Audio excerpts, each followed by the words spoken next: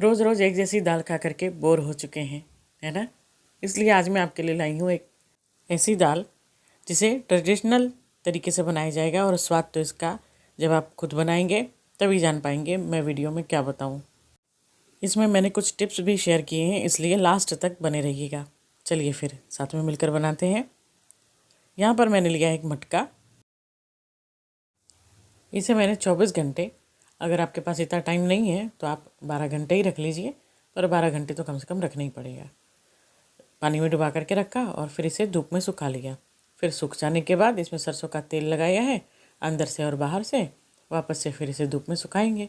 इसके सूखने के बाद फिर इसमें हम पानी डालेंगे और नमक। फिर इसे हम आँच पे चढ़ाएंगे। आँच पे रखने के बाद अगर ये मटका नहीं फूटता है तो हम इसमें खाना बना सकते हैं। अगर ये कच्चा होगा तो ये चटक जाएगा, फूट जाएगा। और मुझे ये बताते हुए बहुत अपार हर्ष हो रहा है कि मेरा ये मटका हर टेस्ट में पास हो चुका है। आप भी इन सब बातों का ध्यान ज़रूर रखिएगा। चलिए अब चलते हैं बनाने। यहाँ पर मैंने लिया है 1/2 कप अरहर की दाल है, जिसे तुअर की दाल भी बोलते हैं, और 1/4 कप छिलके वाली मूंग है, मूंग दाल, और 1/4 कप मसूर है। इन सबको मिक्स करके अच्छे से धुल लेंगे। इन्हें धुलना बहुत ज़रूरी है क्योंकि इनमें पॉलिश होता है। कोशिश करें कि अनपॉलिश दाल ही लें। इसे अच्छे से धुल लेंगे ताकि इसकी गंदगी हट जाए और जो भी पॉलिश वगैरह है वो सभी कुछ हट जाए। कम से कम 3 पानी से मैंने इसे धुला है। अब इसे अच्छे से धुल लेने के बाद हम इसमें साफ़ पानी, यानी जिस पानी में हमें पकाना है वो पानी डाल करके कम से कम आधे घंटे के लिए इसे रख देंगे। आधा घंटा हो चुका है। अब चलिए बनाने चलते हैं। दाल डाल दिया इसमें मैंने। दाल को फुला करके रखना ज़रूरी है क्योंकि वो जल्दी पकेगा, जिससे हमारा समय भी बचेगा और ईंधन भी, है ना। और इसमें हम पानी डालेंगे थोड़ा ज़्यादा, जितना रोज़ डालते हैं उससे ज़्यादा। और मेरी सलाह तो ये है कि जब आप दाल बनाएं तो जितना रोज़ बनाते हैं उससे कम से कम 1.5 गुना ज़्यादा डाल लीजिएगा क्योंकि ये ज़्यादा लगती है, बहुत ही टेस्टी होती है। अब इसे ऐसे ही पकने देंगे। अब ऊपर ये जो झाग आया है ना, इसे निकालना बहुत ज़रूरी है। ये बहुत नुकसान करता है, ख़ास तौर से यूरिक एसिड वगैरह बहुत बढ़ाता है और जोड़ों में दर्द की समस्या बनी रहती है। और अगर हम कुकर में भी दाल बना रहे हैं ना, तो पहले हमें इस झाग को हटाना चाहिए, उसके बाद ही उसमें नमक और हल्दी डालनी चाहिए। इन सब बातों का ध्यान रखेंगे तो हम और हमारा परिवार स्वस्थ और सुखी रहेगा। सारे झाग हटा लेते हैं। और मैं आपसे ये रिक्वेस्ट करना चाहती हूँ कि आप अगर मेरे चैनल पर पहली बार आए हैं तो प्लीज़ इसे सब्सक्राइब किए बिना मत जाइएगा, ठीक है। देखिए अब ये हो चुका, जितना मेरे से हो सका मैंने निकाल लिया है। और अब इसमें हम डालेंगे तेज़पत्ता, एकदम छोटा सा ये दालचीनी है, दालचीनी का टुकड़ा बिल्कुल छोटा सा ही रहेगा, ज़्यादा रहेगा तो स्वाद ख़राब कर देगा। आधी चम्मच हल्दी है और 1 चाय का चम्मच नमक डाला है मैंने यहाँ पर। 1 मीडियम साइज़ कटा हुआ प्याज है और 1 मीडियम साइज़ का ही टमाटर।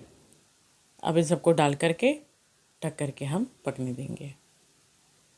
मिट्टी के बर्तन में बना हुआ खाना बहुत ही शुद्ध होता है। खाने की जो गुणवत्ता होती है वो 100% वैसे ही बरकरार रहती है।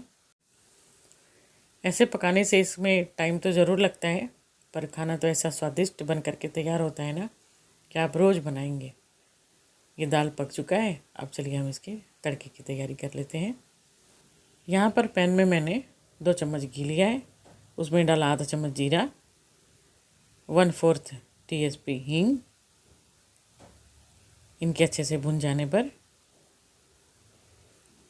अब हम इसमें डालेंगे अदरक लहसुन। ये क्या लहसुन, आप अभी तक ध्यान दे रहे होंगे मैंने इसमें मिर्ची नहीं डाली है, वो मैं बाद में डालूँगी। लहसुन हो गया।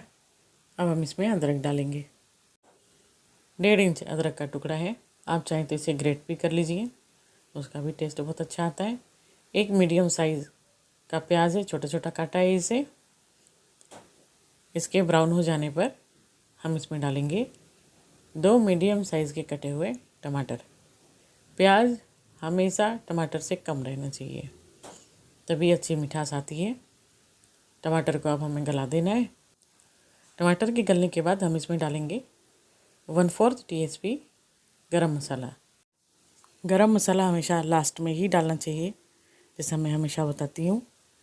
अब कर देते हैं गैस की फ्लेम को बंद और दाल देख लेते हैं अपनी। ये देखिए दाल पूरे तरीके से पक चुकी है।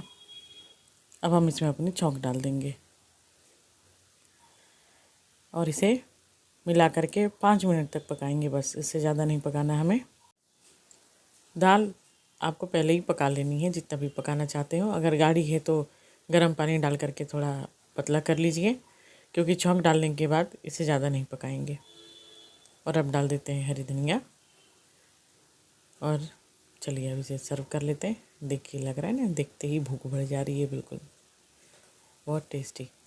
चलिए अब सर्व कर लेते हैं। लीजिए अब अपनी दाल बिल्कुल तैयार है। जिस भी चीज़ के साथ आप इसे खाना चाहें, रोटी चावल जिसे भी खाना चाहें खाइए, लुत्फ़ उठाइए इसका। और अब हम इसमें लगाते हैं डबल तड़का, यानी 1 चम्मच घी है, उसमें खड़ी लाल मिर्च है और 1 चम्मच कश्मीरी मिर्च। आँच बंद करने के बाद मैंने कश्मीरी मिर्च डाला है। अब ये देखिए, देखने से ही इतना टेस्टी है तो आप समझ सकते हैं खाने में कितना टेस्टी होगा, है ना। अब आप भी इसे बनाइए, खाइए और सबको खिलाइए। कैसा लगा मुझे ये कमेंट करके ज़रूर बताइएगा। उम्मीद है आपको ये वीडियो पसंद आई होगी।